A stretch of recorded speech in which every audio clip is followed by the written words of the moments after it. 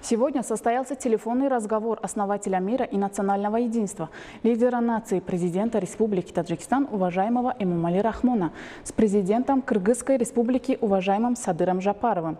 Лидер нации тепло поздравил президента и дружеский братский народ Кыргызстана с историческим юбилеем 30-й годовщины государственной независимости, пожелав всем жителям соседнего Кыргызстана мира, стабильности, устойчивого развития и новых достижений по пути укрепления основ государственной независимости.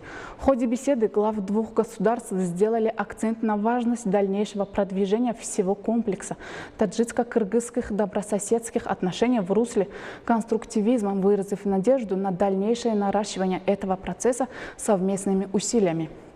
Была обсуждена повестка дня предстоящих встреч глав государств в рамках Совета коллективной безопасности ОДКБ и юбилейного саммита ШОС, проведение которых намечено в городе Душанбе во второй декаде сентября текущего года.